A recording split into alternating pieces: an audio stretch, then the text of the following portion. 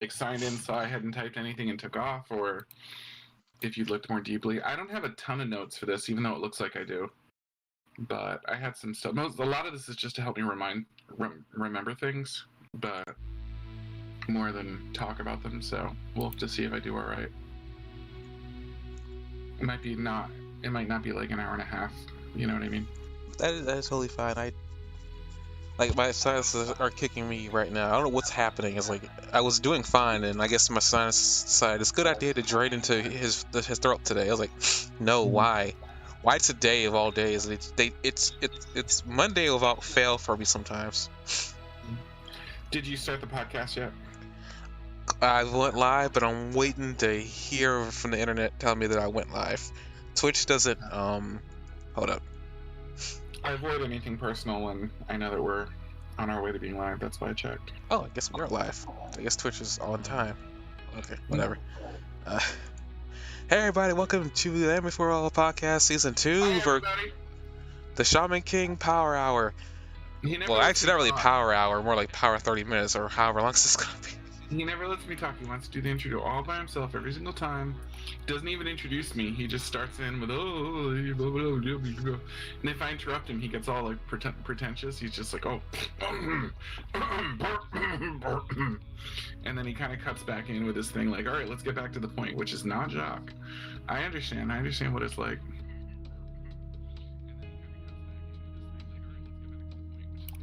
I don't have a comeback at all. Here's his silence. Here's his like. I don't have a comeback at all. Pretentious silence where he tries to show me that this is not my place. I'm speaking out of turn right now. You can speak. I had nothing to say. No comeback at all. Not even one. Not exactly what we're just letting the background music play us out. This is about the first time I think I ever started with the very first song on the track. Breaking the fourth wall. Get back to the point to introducing the show, or are you just going to start rambling? I've already introduced it. You just kind of cut me off in the middle of it. Yeah, see what I mean? See, everybody? This is what he gets. He does this to me every time. Muting.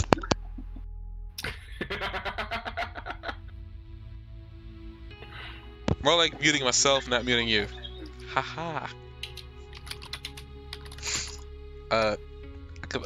We're back for the Shaman King Power Hour, or more or less Power, whatever it is going to be right now. Because Shaman King kind of ended suddenly.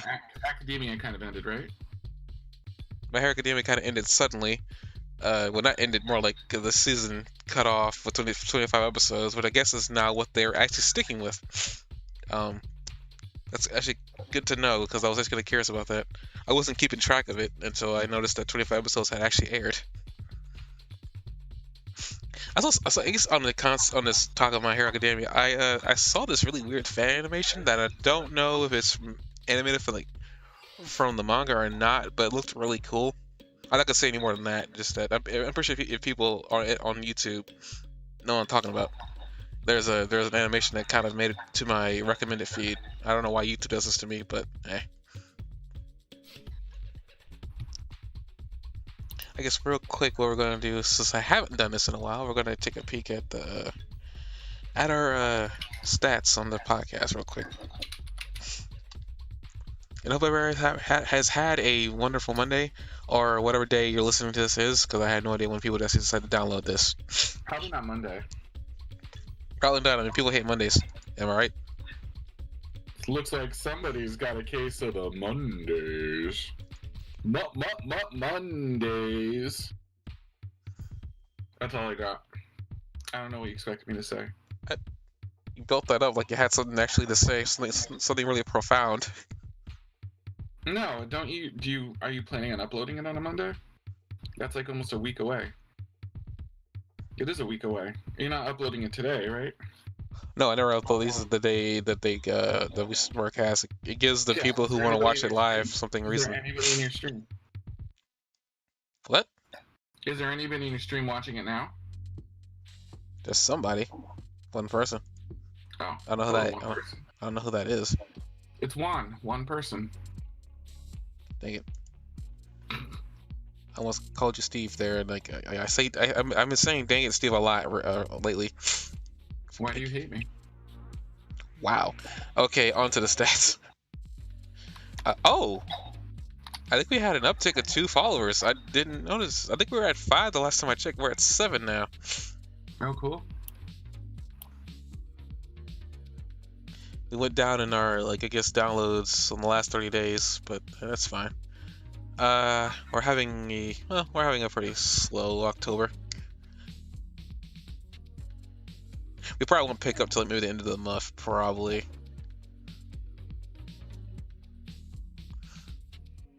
Let's see here. We had total downloads of 48 in September. We're almost actually on level with last month. We're at 30 downloads right now. The most downloads we've ever had is in July of this year, and 109. I'm pretty sure it is no coincidence to the My Hero Academia stuff we talk about. I want to say that must have been during a huge climax of an arc. I'm almost certain I had to be. The huge climax of an arc. I'm gonna preface that. With an arc. Yeah, an arcing huge climax. I hear you. You just stay over there with your frothy body, fellow. I already told you I don't want to see it. This man's literally tried to show me a frothy body pillow. It's very disturbing. Just for anyone that's listening and doesn't quite pick up the word he's saying, it's froppy, F-R-O-P-P-Y, and not frothy, F-R-O-T-H-Y that he's saying. I don't know. I mean, it could be either or. I've been saying frothy unless I'm self-conscious. Dang it, Jock. Okay, we're gonna move on with the actual episode review here. We're reviewing episodes of Shaman King, episodes 17 and 18. I think that's correct. Yeah, 17 and 18. We're just gonna start with episode 17 here with his notes. Apparently, the episode's called Guns and Angels, which is kind of apt because of what happens in this episode. Another thing is that there's another death, another bloody death. This show likes to blindside me with a lot of death. Apparently, it's funny in a show about spirits, but I mean, this is cool. So I guess on your notes here you have notable name notes. Apparently, Ryu Pompadour.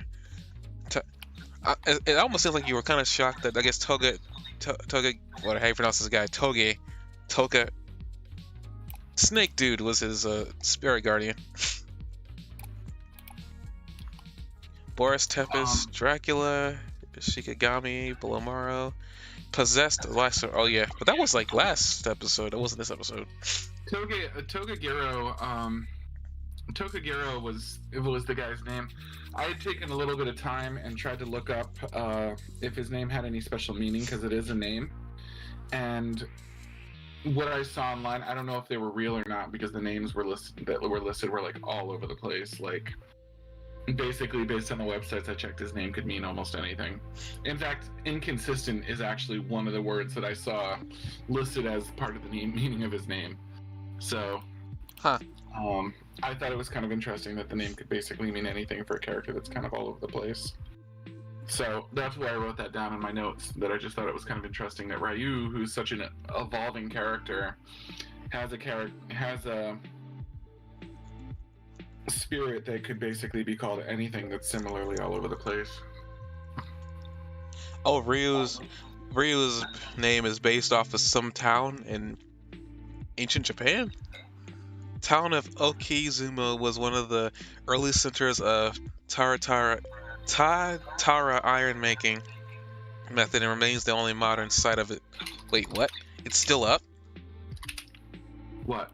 That site? I mean that I guess Okizumo's early iron making is still up. Like the shop is still like, active.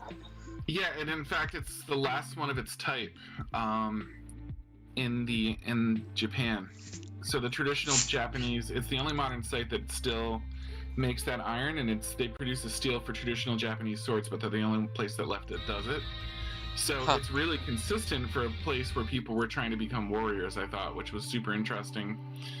And I also thought it was interesting that the mountain's name is made out of the kanji's boat and to cross, because for a story that has such a connection to mythologies and things like that, and seems to be extremely aware of all the various mythologies that they're working with, Native American, Japanese, Chinese, and so forth.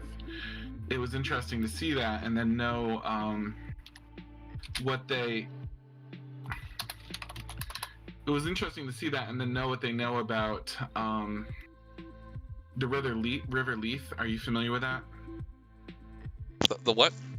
The River Leith. No, that's not. Don't think I'm familiar with that. Okay, so the River Leith is in Greek or Roman mythology. I believe it's Greek. Is a river that you cross when you die, and it's a river of forgetfulness, and you forget everything as you cross it. So you forget your past life and things like that. But it's interesting to me that when he was supposed to climb the mountain, named after kanjis that say boat and cross, almost like he's crossing into the underworld, because that's such a common, that's not obscure. The River Leith is the most famous river in mythology, I'm pretty sure, and in any mythology, you know what I mean? And it's interesting that he had to cross something that was like the River of Forgetfulness, and then he comes out of it, with his pompadour gone and his hairstyle ragged and normal again, and a changed man in a lot of different ways, you know what I mean? So I thought that was an interesting thing, and also, you know what I mean, how these characters have all sort of had their transformations when they become more complete shamans has all been focused around the idea of a death, that you have to die before you can be reborn as a shaman. So I thought that was super interesting about the mountain. So that's why I put those notes down about the town and everything, that you couldn't possibly, it's possible it's accidental, but you couldn't possibly have a more symbolic place, you know what I mean, than the last place where they make swords in a mountain whose name is that made out of kanjis that would represent dying, and forgetting who you were. I guess for viewer discretion, I will be nerding out over what's the name, Orochi. Actually, having Yamata no Orochi a little bit later on in this talk. Just letting you know, if you're not interested in the mythology, if you're like Okami, you really should stick around for this, because they take some stuff from that myth and throw it around in here, and they play with it a little bit. And Ryu is at the center of it, which I think is cool. But speaking of Ryu, I think it's a good opportunity to actually talk about the episode here. The episode pretty starts off with, we find out how Ryu, this is much more of a backstory thing for Ryu, finding out how and where he got his shaman abilities. Because it was kind of random. He kind of came out of nowhere with his shaman abilities, because he didn't have them beforehand. I will say, in the flashback, we see a scene with Ryu asking Yo's grandfather to train him, and then he denies him. Somehow there's a fish on Ryu's butt, and I was trying to think, is that some type of trope, or does that fish mean something? And I was kind of hoping that Jock would actually have an answer for me. But I don't think the koi that's sucking on Ryu's butt cheek. That's a really smart thing to wonder about, but no, all I know about koi is that koi originated, I believe, in China, not Japan, so that's sort of an interesting thing since they're so sensitive about China and Japan. But I don't know the symbolism of koi, except that it's very often used in spirit world kind of symbolism, and that's just kind of a given. Okay, maybe it's just because he was just in the lake with the koi was in it. I guess maybe that doesn't mean anything. I just thought it was really odd. I guess it must be something Japanese. Koi carp are symbolic of samurai warriors. Okay, so I guess it has something to do with Ryu then. I get, okay, well, let's just... Interestingly enough, the perseverance of koi as they swim upwards in river is likened to samurai bravery. Actually, speaking of swimming up a river, that's kind of what Ryu does to his training. Exactly, that's super smart that you thought to think of that. And then it's believed when koi are caught, they face the sword as samurai warriors do, by lying still and accepting death with courage. So there's another set of metaphors for what he's about to go through. That's extremely cool that you picked up on that. I like to play off that I did all this on purpose, but there is no way. That was all pure coincidence. The fact that you thought to ask for the question is really cool, because that's exactly That's exactly the kind of thing I wish I had thought of. But no, that's really cool. So like that's the symbolism of swimming upriver and everything else. That's fantastic that you thought of that. Thank you. I'm excited. I guess before we get to that point, we get some more flashback of the story. Well, the story with Ryu. He gets turned down by Yo's father. He ends up meeting Let me look at this guy's name. I'm never gonna have to pronounce this guy's name correctly. Gero. He meets the spirit that possessed him that first time when the first time he had an encounter with a spirit with Yo, and we find out that apparently he now no longer holds a grudge, but he's still anchored to this plane of existence, which is interesting. I thought most spirits, when they got rid of their grudge, moved on. I'm guessing he's still hung up on not knowing where he belongs, and it's funny that there's some similarities between him and Ryu in terms of like trying to find out where they belong.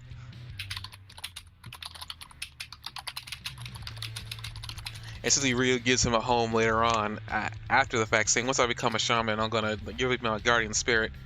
And I guess it's a really cool moment that we find out, okay, so it wasn't just random happenstance that, you know, he's using he's using Toga Gero to as his guardian spirit. I guess a little bit. We also find a little bit something out that I guess Ryu is always different, which I guess looking at him isn't that much of a surprise, but I guess that's pretty cool. He's always different, but like, look, by the end of the episode, he's much more normal than he was. Ouch. What do you mean? No, see, he's much more normal than he was. I just like that's not meant to be an insult, but I know it's not meant to be an insult. I just kind of find it funny. It's like I feel like if I was real, I would have taken that as an insult. Yeah, but he loses the pompadour. He becomes a much more traditionally built warrior. You know what I mean? He becomes a more traditional shaman. And afterwards, in the next episode, he loses a lot of his eccentricity. He's just unbelievably like low Yo after that. And you can tell that he kind of like looks up to Yo because he's like, he goes to Yo's master and stays there for days to try to, you know what I mean, get similar training. He's trying to follow in his footsteps, and then like when the chips are down in the next episode, he's like, I'm with this guy no matter what.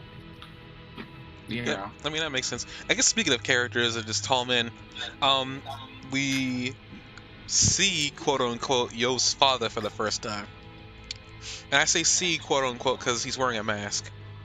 And you gotta take it off. What is that about? It's probably some like Japanese joke that we won't get. Let's see. I know the Japanese heavily believe in it's one of the reasons why they don't wear shoes on the inside of the house. They don't like to bring the outside world into their home. It's supposed to be a pure space. And the mask might have something to do with like mask in houses. Let's just see real quick.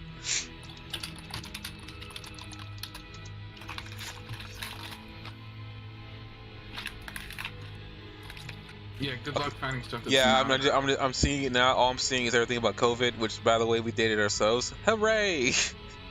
Hey! You know what? I'm pretty hot. I wouldn't mind dating myself. Okay, turn that around real quick. Dang it.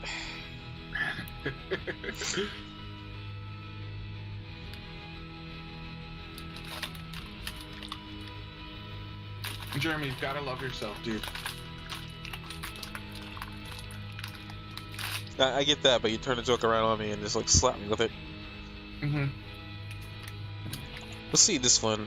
No, that's not the type of mask I was thinking about. Though they're I've always known this, but they're usually, even before COVID, Japanese people always seem to wear a mask when they got sick. It was a common thing. You should date yourself. You don't think you should?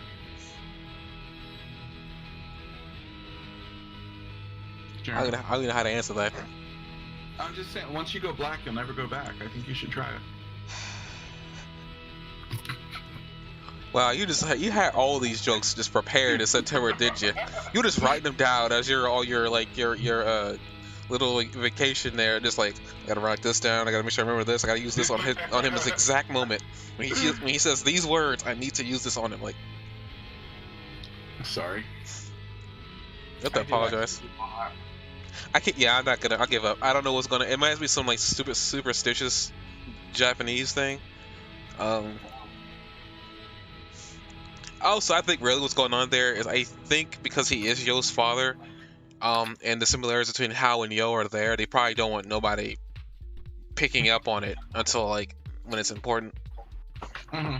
Because I'm pretty sure he looks like Hao. I'm almost certain that's probably what they're doing there. I guess beyond that, because because Yo's father's worried about Ryu. I find it kind of funny that after Ryu actually passes out in the rain, he wakes up in the middle of the river on a rock with his spirit also asleep. The grandfather somehow got his bike keys, tossed him onto the bike, rode him out this far, tossed him into the river, and did it all before he woke up. He is very in shape for an old man.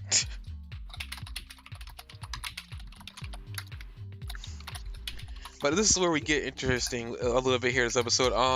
They really lie heavily into a popular, I would say a popular or a really well-known myth within Japan about Yamato Orochi, and it's actually very interesting because they bring up Orochi, who we kind of see a little bit of a little bit of a resemblance in Ryu's attack that he presents at the end of the last episode that we don't get a chance to see until in motion until this episode a little bit later on. Okay. Tell me about it. What's similar about it? Eight-headed dragon. I mean, I seen I looked up Orochi, and there's actually some instances of where Orochi is an eight-headed snake. It's actually funny. I don't know why snake and dragon are interchangeable, but they actually are in some instances. And I know that Ryu's attack is just a eight-headed snake attack, but it reminded me of Orochi so much because in some variations of the tail, it is an eight-headed snake and not a dragon. But in some instances, an eight-headed snake is actually a Hydra, another mythical creature that is dangerous. Said to be dangerous in other myths that it's related to.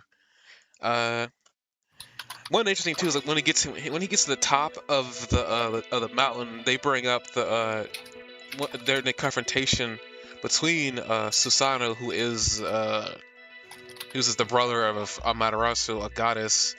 It's Japanese lore is all over the freaking place sometimes, especially when it comes to gods and goddesses actually living amongst the humans. It's actually interesting. I know they have an explanation towards why they don't live amongst humans anymore, but I thought it was really weird when you really think about a lot of myths have a lot of spirits living amongst humans at some point in time, specifically in Japan. But at some point in history, that stops happening. But what's interesting is the fact that I think the name of the attack is the name of the sword that Susanoo ends up getting after cutting off the tail, one of the tails of Orochi, and it turns into a wooden sword. And that's actually the name of his attack here, which I thought was really freaking cool. How do we feel about that wooden sword thing? What, his wooden sword? The wooden sword in the anime, or talking about the wooden sword in the tail? So he goes to the last place in the world that does ironworking. Walks up a river to a mountain that's known for iron making. That's the source of the iron for this ironworking place. A mountain that's famous for being a source of iron. He gets up to the top and he is told the myth of a battle between two gods and how one of them produced a legendary Japanese sword made of iron. And he walks out of there with a legendary wooden sword. Wait, is the sword is the sword in the myth actually supposed to be made out of metal? Yeah. I didn't pick up on it. I just thought he cut the tail off and it just became a blade for him to use. Alright, Kasango no Tsurugi. Let's look it up. Eyes were red, stomach.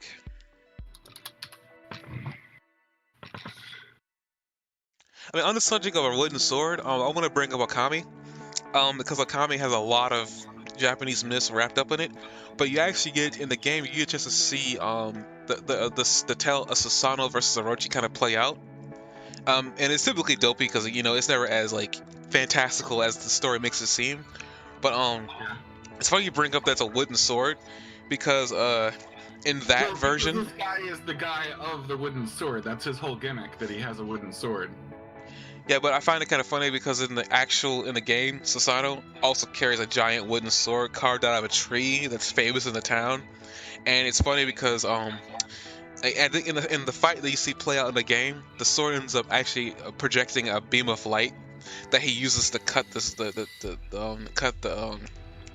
cut Orochi with. He doesn't get the tail or anything like that, but he uses a wooden sword. So I just thought it was kind of funny. Mm-hmm. I just think it's funny. I don't know how you feel about it. You sound kind of disappointed, but I I'm find trying to find out what this sword is made of, but everything I'm seeing says it's a normal iron sword or possibly a steel sword, but it's not. It doesn't. I don't see anything that indicates that it would be anything but a regular sword.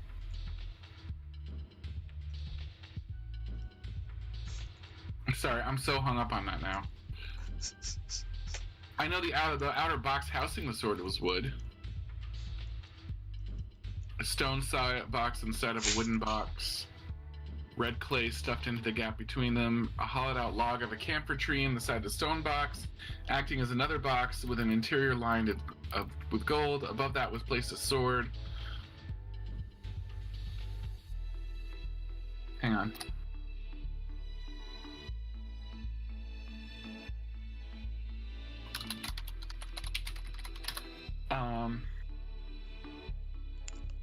Fish. It looks like a fish spine. It was fashioned in a white metallic color and maintained. The Grand Priest was banished after witnessing the sword. It's fashioned in a white metallic color. It makes me think it's almost definitely not wood. You could have just painted it white. It is fashioned in a white metallic color. No one's allowed to see it, and he's brandishing it like it's a big deal. It had a jewel on it, which this one didn't. He said it was carved of like god wood, which is cute, but I don't see any indication that anyone thought that the mythology of the sword was. Well, here's the thing: it's not supposed to be seen by humans.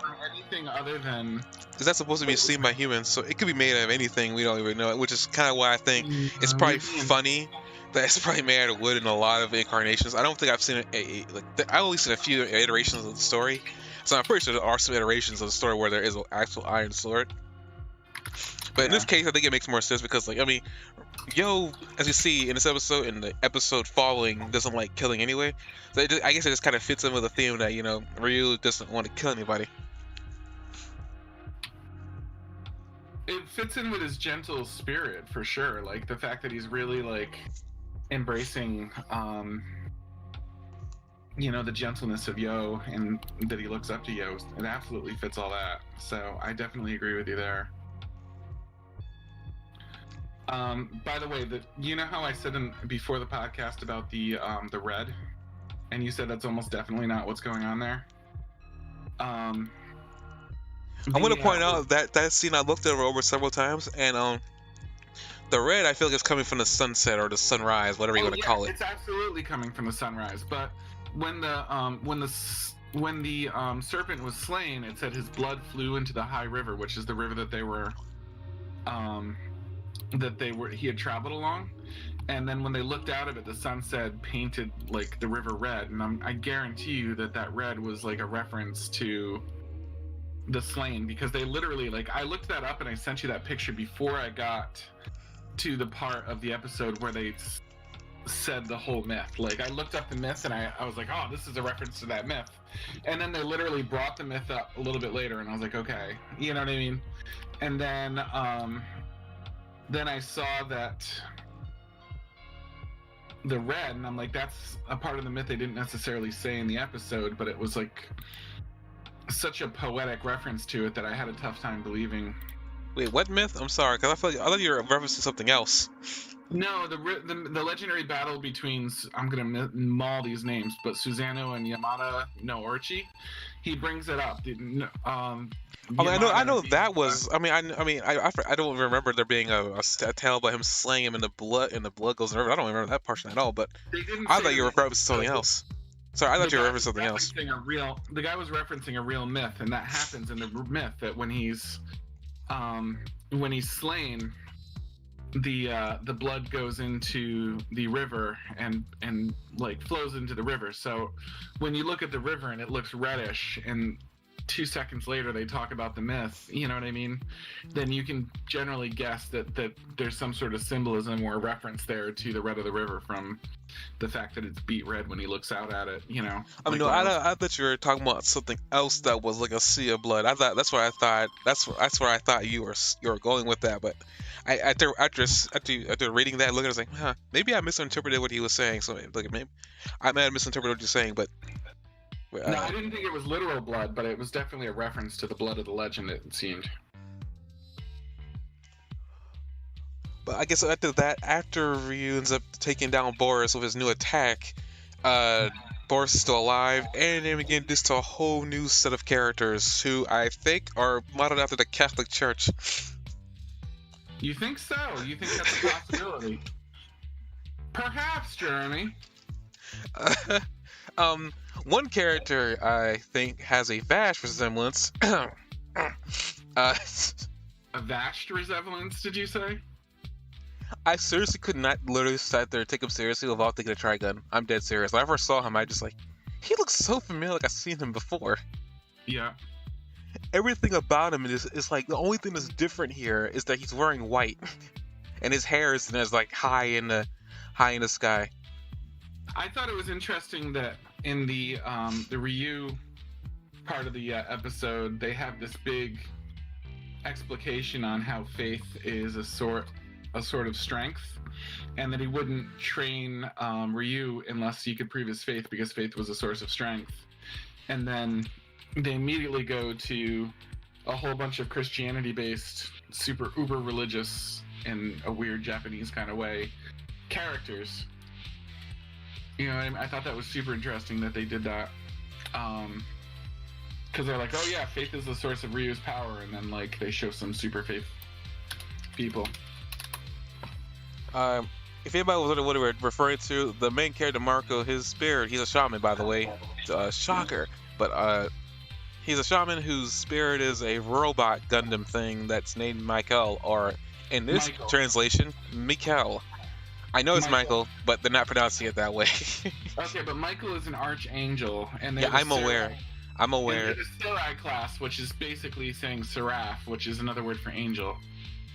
I get that. I understand that they're not pronouncing it that way. I don't know what's been going on here, but I'm just taking the literal pronunciation. I know exactly what's going on here. I'm just taking it as like what they're giving me here. They might fix the pronunciation later. I have no idea. I highly doubt they will, because I know these things are recorded in bulk. But yeah, he is. It's funny that you say Sarah, because I thought Sarah's had more than 4 wings. A seraph? Yeah. No, I mean they might have 4 wings, but I think they're more like 2 wings. I thought they had more than. Okay, maybe I'm thinking about it. I mean, Michael is an archangel, so I know he's supposed to have more wings. I can see seraphs are drawn sometimes with 3 sets of wings, which is news to me, but they can also be shown with 2, or I think even 1. Well, it's kind of weird though, because Michael's supposed to be an archangel, like the closest thing to God, the closest angel to God, and it's funny that this spirit is named Michael, but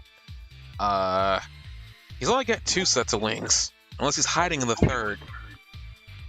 And actually, I think Michael's supposed to have more than just like 3 sets of wings. Actually, I think he's supposed to have maybe, I don't know how many. I never counted, but maybe they're hidden in his magic helmet. Dang it! Like spirit magic helmet. Okay, we're gonna move on. As he's waiting to pull that one out, I can just tell. But we learn we learn from Marco that they also have a grudge against Hao, and we also get some I guess another thing we want to point out, because I think both Jock and I are in agreement here.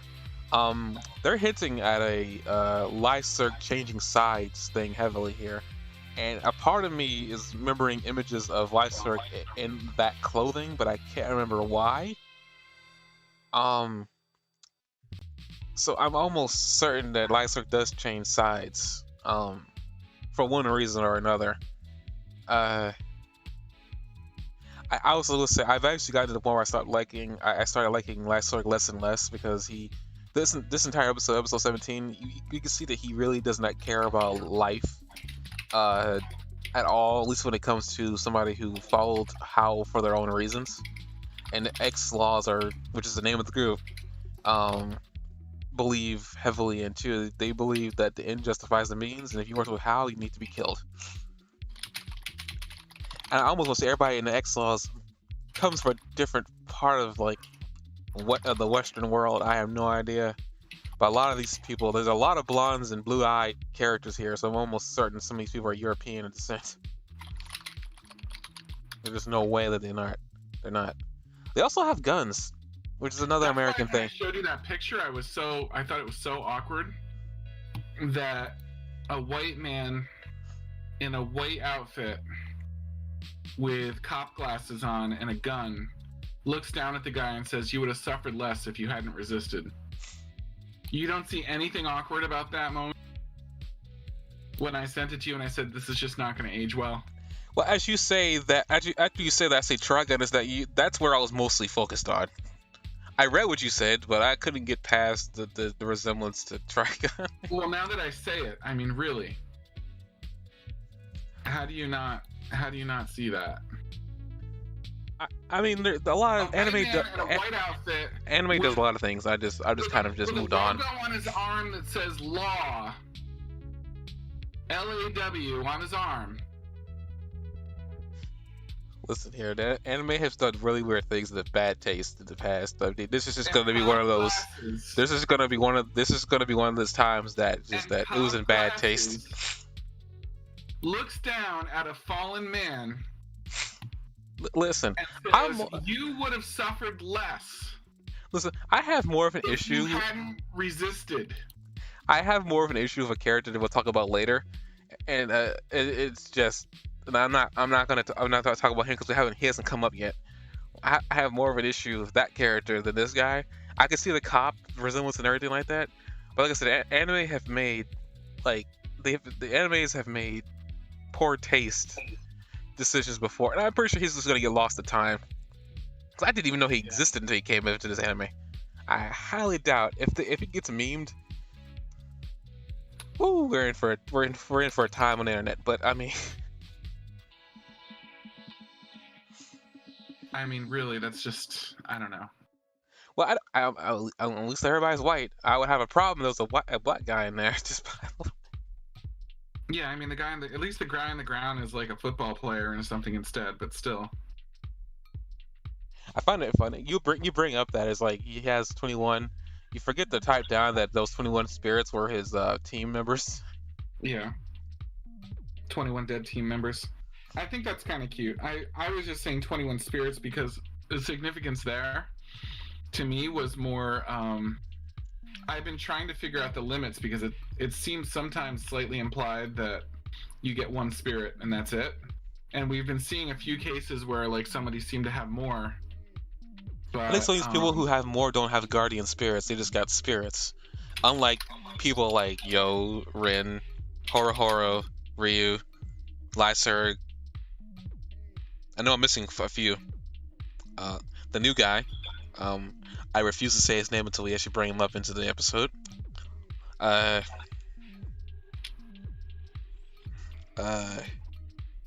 forgetting, and the other people who I'm pretty sure everybody who means anything is gonna have one spirit. Because so far there hasn't been any. Well, except for Faust. No, Faust has one spirit. Never mind. We'll talk about Faust actually in a minute because he actually pops back up again and he's singing.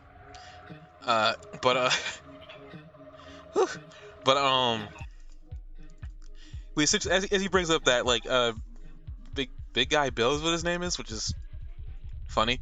But big guy Bill ends up nearly getting killed And we see that Yo has a problem. I mean, we start seeing that Yo starts having like he starts drawing lines in the sand here, which what he's okay with, uh, and what he's not okay with. And death is something he's not okay with, which I guess is a common main character trope that they don't like killing anybody. If they can, they would prefer to preserve their life. For Yo, it's a little bit different though, because he doesn't like it's not like he cares about evil people. He just doesn't want to see people get hurt and get killed. He wants to be friends with everybody. He's just like, oh no, they're all. He believes that everybody is going to prove to be good sooner or later. And to be fair to him, he's not wrong, and he has this ability to like transform people. I think it's actually sort of a cool little plot point that like Lyserg can't really beat him like with strength. Like he's not weak, but he's not stronger than Yo. So it's kind of a fun little plot point that he wants to defeat him because like he probably won't. So one of the real battles going on here is Lyserg willing to be shitty enough to overcome the strength gap in some way and betray him, or is Yo going to like defeat him with his goodness? You know what I mean? Like turn him into a good guy, basically. Well, on to the side of like Ryu looking up to Yo. In this episode, we see Lyserg looking up to the X-Laws because they share his same view on the end justifies the means, which is basically what I'm going to go with here, that they believe the end justifies the means. They believe that justice will prevail, and that means by any cost, and every single one of them has a gun. Which is weird to me, which I guess kind of brings us to the poor taste thing. But I mean, we're going to move on from that.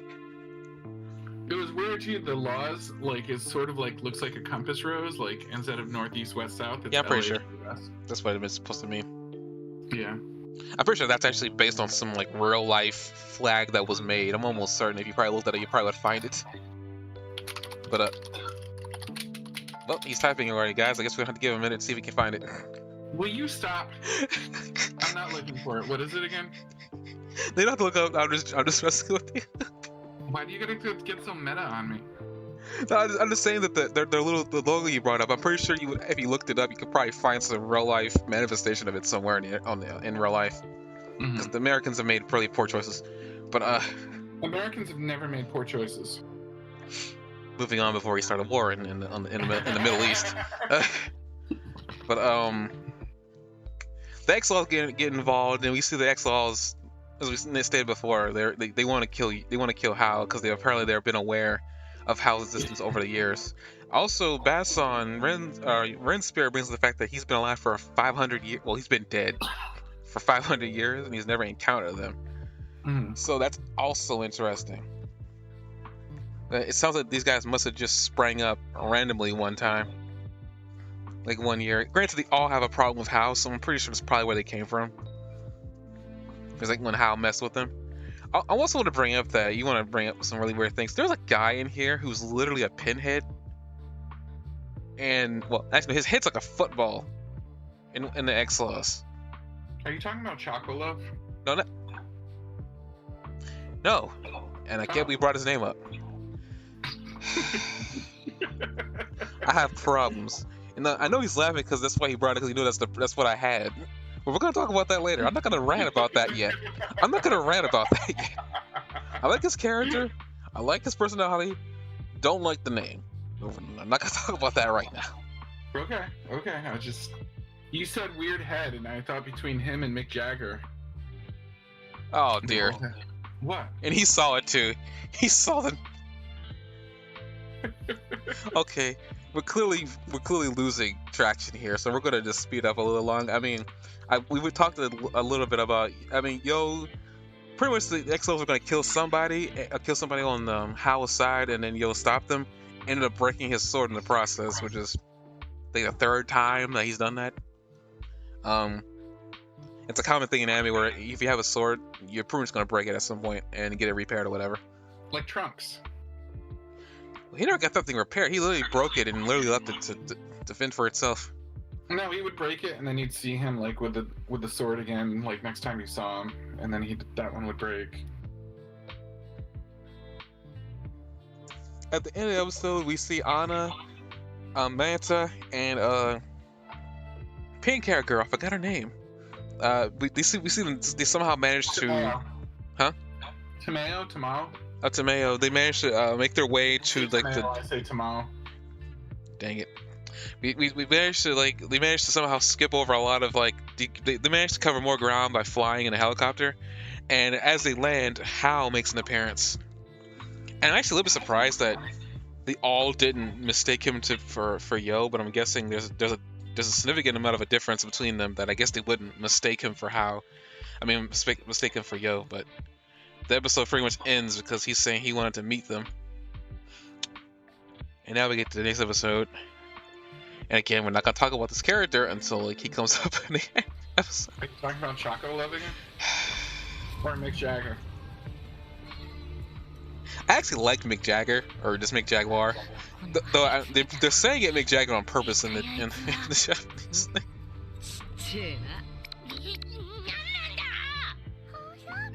But in this episode 18 was more like a lot of setup and explication. There wasn't 17 was so rich with symbolism and historical reference and conflicts of good and evil and things like that. And then you get to 18 and it's just they're trying to move the story plot along because we forgot Anna existed and we need to make sure Anna is in the anime. Yeah, I didn't feel the same enthusiasm about 18 as I did 17. I spent equal attention on both of them. The only thing that is ever gonna 2 months from now when we bring up this episode, the only thing that's ever gonna stick with me is that they had fish and banana soup. And that I found out when I looked it up that it's actually really common in the Caribbean and Belize, and it's called, oh, I forgot to write it down, but it's tomo or something like that. A part of me doesn't believe you, the other part of me does. T-A-P-O-U.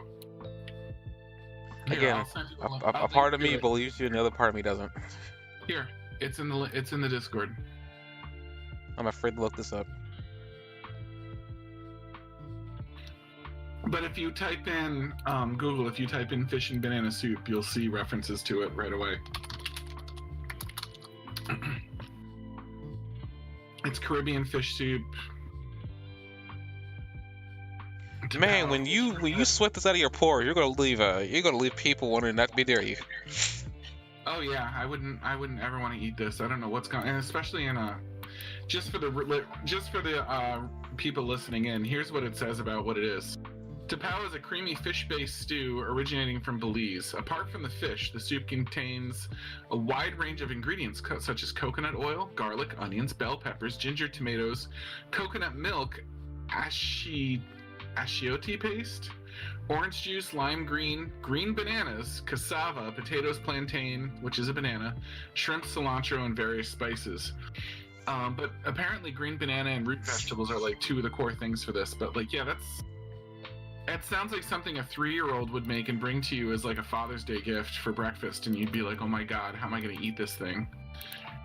It just sounds like miscellaneous things they found around their kitchen and just dumped them all in. I don't even know what ashiote paste is. It is paste of ashiote, which I've never heard of. But anyway, it's Central American, so when the guy did feed it to him, apparently it was actually a traditional food for them.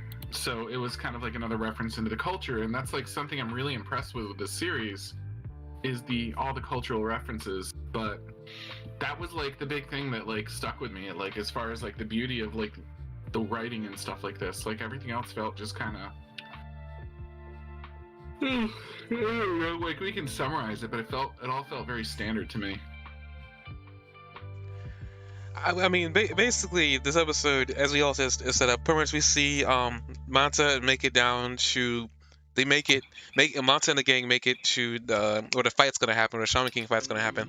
They meet Hal. Hal ends up. I guess the best way to put his speech is rah rah rah Shaman King, rah rah like Anna, rah rah. I will point out that it's kind of funny that in his encounter they did the usual main character girlfriend thing where she has a spunky personality, and usually she ends up meeting the main villain of the arc. They end up taking a liking to her. I also want to point out, this is kind of interesting that Hal is going out of his way to help Yo, even though it seems like it'd be against his best interest. He also makes it seem like he's certain that Yo's gonna help him with whatever he's trying to do, but it's also weird. But I guess onto the whole thing that Yo likes to believe the best in everybody. It makes me wonder. Something they brought up before in the last episode, I think, or the episode prior to that one, where Anna was learning about the Asakura family heritage.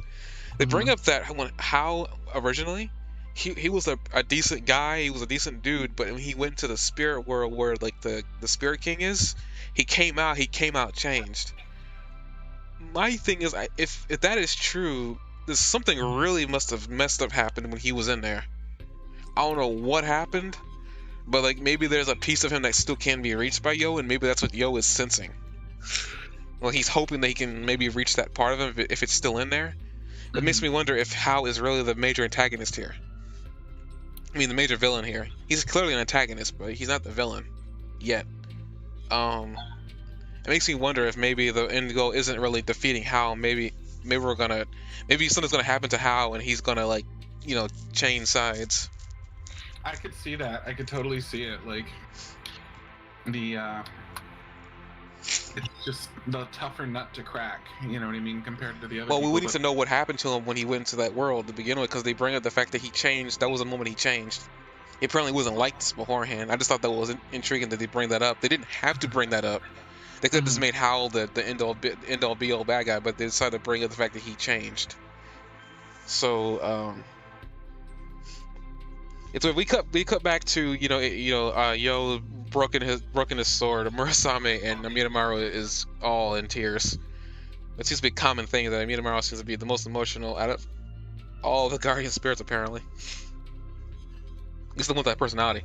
But there's some of that. Really, they're just having they're having a conversation about how and like what's the right thing to do, kill people or not kill people.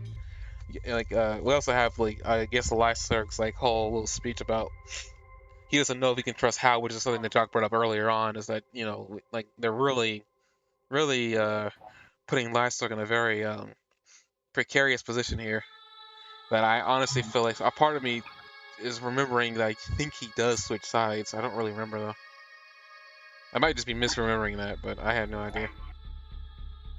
I wouldn't put it past him because he seems to be so hardcore and gung-ho and trying to kill Hal. He doesn't care about who gets in his way, which is kind of funny to his character design. He doesn't look that way.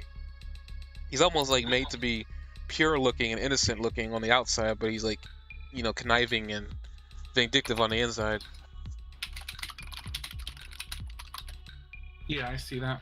I will say for this episode, it was cool to see the Great Spirit and to see that it was made of a bunch of other spirits and how radical it was. Actually, speaking on that, something about the Great Spirit, when Yo and the gang come out of the cave and see the Great Spirit for the first time, they all faint. Well, except for one person, but for the most part, all of them faint somewhat, or looking at the spirit because you get your genes memories woken up by looking at it, and some people can't sustain the amount of memories that get like put into your memory. Yo faints. Ren is actually just staring at it like hardcore the entire time. It doesn't seem like he's affected by anything, which is like, oh my goodness. I guess Ren has the most capacity for this apparently, which is funny. Ryu faints a little bit, but he wakes up first out of all of them, which is even funnier. I actually kind of wonder, does that mean that he has less capacity because he woke up sooner? I have no idea. But the thing I want to bring up is the fact that Manta brings up that he is looking at the he's looking at the Spirit King, but we don't hear him mention that he fainted or he lost track of time. I thought that was weird and almost like a plot hole. What was the plot hole? I'm sorry. No, like Manta brings up that he has looked at the spirit, that mass of the Great Spirit, but he doesn't mention that he's lost track of time or anything. Oh yeah. He mentions that he's looked at it, and he was in all of it. So I was like, I'm just curious. Is that gonna come back? Is it because he's reincarnated and kept himself over those reincarnations so many times? Maybe he's a little more in touch with his past history and stuff. What, Manta? No, I was thinking, what's his name? Who? How? Never mind. Yeah. No, I mean Manta mentions he looked at it. I mean, I'm pretty sure How looked at it all the dang time. I'm pretty sure because he's from the Patch Village. The little blonde dude looked at it and he was okay. It's pretty impressive. He didn't say he lost track of time or anything like that, but he said he's looked at it and he was impressed by it. Hmm. I thought that was odd because it's like you think they bring up the fact that you look at it, you end up like you depending on how much capacity you have, like you could like easily die from it. So I don't. It just seems kind of. It opens up a little bit of a question about him, but they also mentioned that place is like a tourist town. They're selling souvenirs there and stuff like that. So maybe it's not as big a deal as they make it sound at first. But you know, Yo ends up fainting though. If it's not that big of a deal, I mean, he would have walked in there. He just would have said, "Oh my goodness, that thing is huge." That's what she said. But but they've got people to pull you out when you faint. You know what I mean? And then they take care of you. And everybody, there was no chance that anybody there to be like pulled out. So it seems like you were attended to. I guess, but I guess now we're at this point in the episode. We're gonna bring up his name was already brought up like twice. Choclove.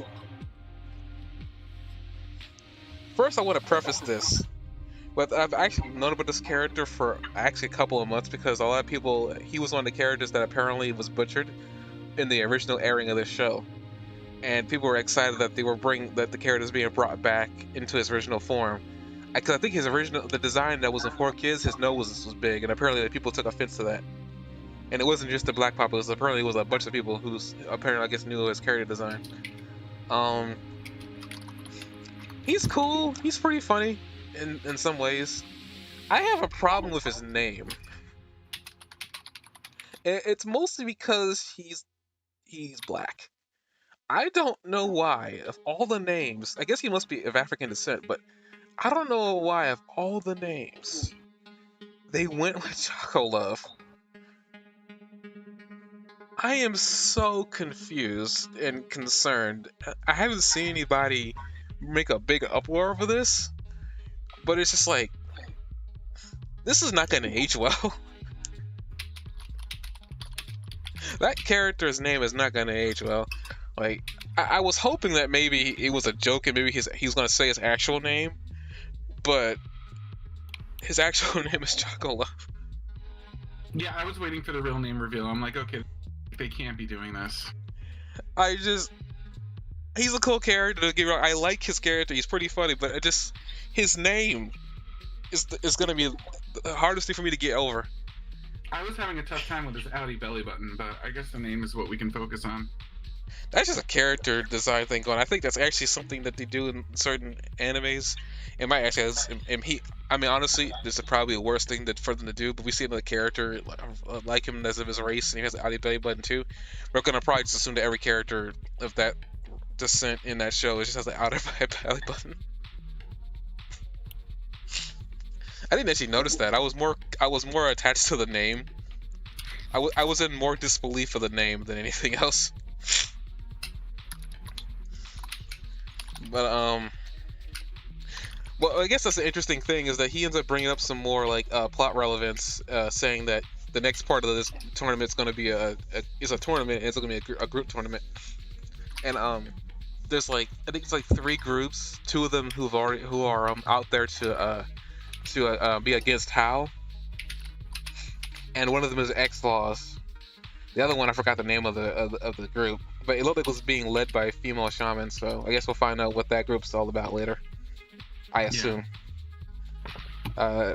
They all have a theme, so I'm sure once we figure out like what 1 or 2 of them is like, we'll know the whole group.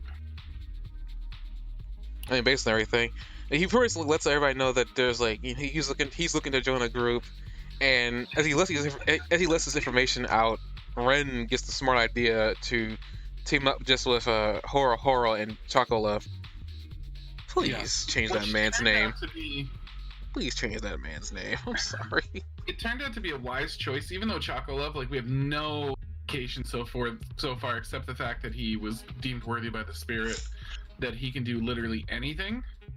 like it still turned out to be not the worst choice because we know, as you know, people that know things that the characters don't know, that Lyserg is being set up to be some sort of betrayer, you know. So in our eyes, we know that Lyserg is thinking about stabbing him in the back, and that would make him kind of a toxic person to have on your team. But I don't understand why the other guy picks him. He's like, oh, I care not who joins my team as long as it's 3, you know. And that seems kind of stupid, but whatever. Well, that's just Ren for you. I guess another thing too is to bring up Chocolove's spirit.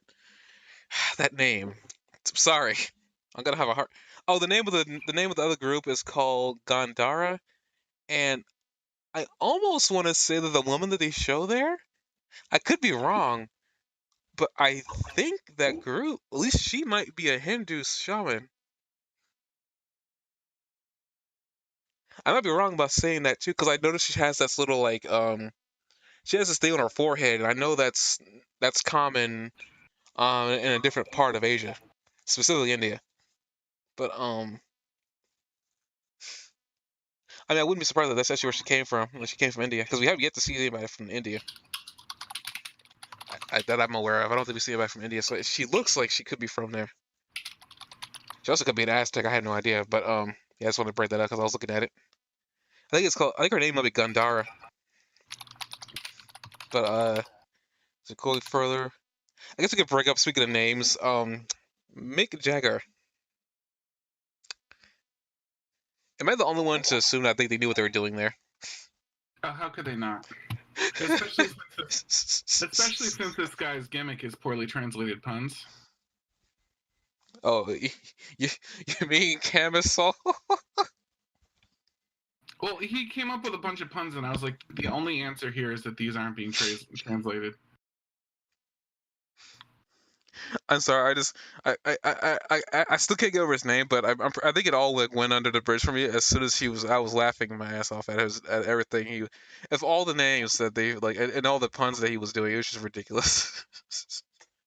I'm expecting he's gonna be a lot more powerful than you were expecting, but it's just like he's obviously a comedic effect because they don't have a character like that yet. Usually that'd be Ryu, but as we saw, Ryu's kind of going through a transformation and he shed that part of his personality. So we need somebody out here that can be comedic effect. And I guess they chose a racially named black character, but we're just gonna move on. No, it's great that we have 2 black characters. One's this tiny little one that refers to herself in the third person, and the other one is got an outie belly button, and that's all I have to say about that. Honestly, if Froppy had an outie, I would no longer be attracted to her.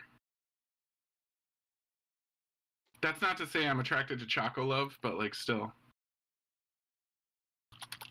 I'm sorry, just every time you say that name, like I lose a little bit of brain cells. You know, there's a company in Boulder, Colorado named Choclove. That doesn't surprise me. That doesn't surprise It's big me. enough. It's big enough to have its own Wikipedia page. Okay, moving on to Mick Jagger. I'm half expecting his oversoul to be a mic. Just because his whole thing was, you know, as you said, poorly translated puns, but usually that usually follows a character being a comedian or something like that, or wanting to like spread laughs. And again, with the really poorly aged things, if they decide to make him a comedian and that's why he's doing the Shaman King thing, I would have a problem with it, but just be why, why? But I'm waiting. I'm gonna give because people apparently this character got butchered back in 4Kids days.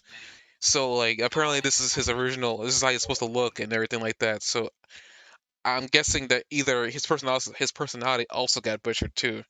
So like I'm gonna give him the benefit of the doubt. I'm just like right now his name isn't giving me hope. This has become the bike thing for me again. I'm just not gonna get over this. I feel like eventually you're just gonna be like, we can't watch this anime anymore. I'm gonna watch it all the way to the end. I'm just gonna sit there and say that like this anime's got a demerit for me just based on this one character alone. It's pretty rough. Oh dear, and I'm pretty sure what's gonna happen too because his name is a mouthful anyway. They're gonna probably call him Chaco as for short. I'm calling it now. And it's like, really? You couldn't come up with an actual name for this guy. Maybe he does have an actual name and he goes by Choclove as a stage name. I have no idea. He definitely did say that was his real name. Maybe So, it's his porn name. ugh, ugh. Sorry, just the thought of that. Ugh. But I guess trying to getting beyond this character. He's a pretty Can good you useful really? plot device. What? Can you though? Can you really? I'm gonna do my best to go get beyond it. Uh, I guess to get beyond this, because the rest of the most of this episode is just like setting up for who's gonna be on whose team, and we know that's gonna be Ren, Horo, and Chocolove. Um, I know Ryu's gonna team up with Lyserg, so we just need to know who the third member on his team is gonna be. Um, Actually, I guess it's gonna be Yo because I don't think there's not many characters left to get team up. Unless Lyserg changes teams, then it's gonna be Yo, Ryu, and I don't know who else is left in there. So there might be an or oh dear. At the end of the episode, we see Faust for the first time in a while, and he's in a wheelchair. Um, I think didn't because Faust won his match with Yo, and he hadn't seen him since.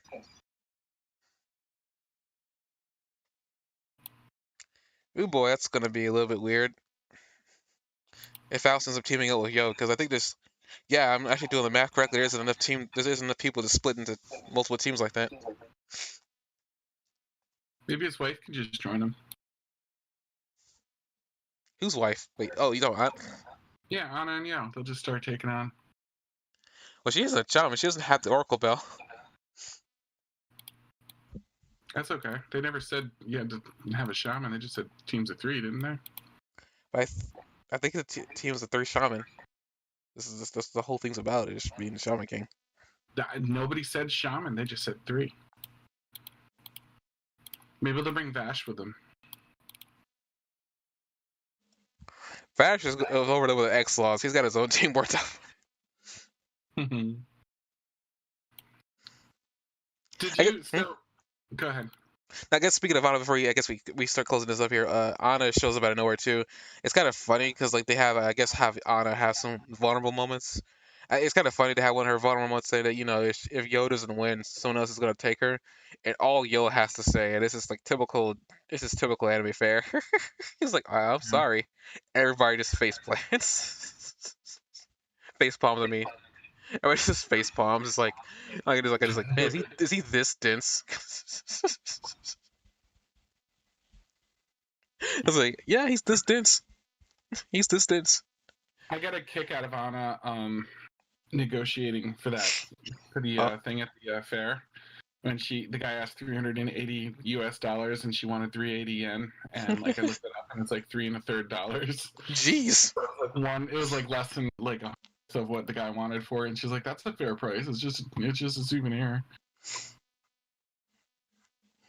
Yeah, Anna's a really weird character. Like she's introduced to be this hard ass, but at the end of the day, she really just cares about Yo. At the end of the day, she just has a really weird way of showing it. Mm-hmm. Yeah, then we get Faust singing a song who I don't know where the song is from, but Faust is singing a song with Manta running up on him. And I feel so sorry for Manta because I'm pretty sure that's PTSD incarnate right there. Man literally opened him up in a cemetery. Imagine seeing that guy somewhere else after he nearly kills you. I'm pretty sure you would have PTSD and probably have a heart attack. Like you wouldn't want to be near this guy. Almost certain. Like Manta's having a PTSD stroke right now. I was like, I couldn't blame him. This man literally tried turning you into a zombie and almost succeeded. But that's the end of the episode there. I guess this episode's called Black Jaguar. Wait, did we cover Mako at the end in a wheelchair? I'm sorry, I spaced out a little bit. That's Faust in a wheelchair. Are you sure that's Faust and not Mako? Who the heck is Mako? Mako is the Mako of the X-Laws, the Seraph guy that looks like Vash. No, that's Faust because like nothing happened to. I saw that like that's Faust. Okay. Because I can go back I'm there and just look. making sure because Mako of the X-Laws looked a little bit like that, and I was thinking that maybe he got like burned out from seeing the spirit or something like that, and they were showing that like there were consequences to No, that spirit. that's Faust because you can see that on his on the character, he's got those stitches on his upper torso, Okay, and I stand corrected on that then. and he's like wearing that gray lipstick on his face too. Gray lipstick. Oh my god. Okay.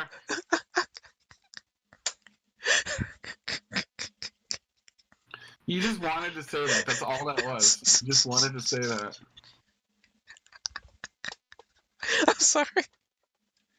He's not wrong, but I'm sorry. You are sorry. Wow. Okay, we're gonna just use that as a segue to end this podcast. But he's singing a creepy song that doesn't look anything like doesn't look anything like Marco. Sorry. The only thing that I see the similar is they have blonde hair. And Monta kind of I started out strong today, and I started fizzling out. that's no problem, but and also Monta runs up on him. I don't think Monta has anything to do with Marco. But I guess the guys are going to end that. We're going to end that here. We're going to come back next week with 2 more episodes to review a Shaman King. We'll get caught up with the Shaman King series and be reviewing 1 episode at a time. I'm sure of it, and we'll stumble upon that crossroad link into it. Thank you guys for downloading these episodes. They mean a lot, and we'll see you guys next week. Bye.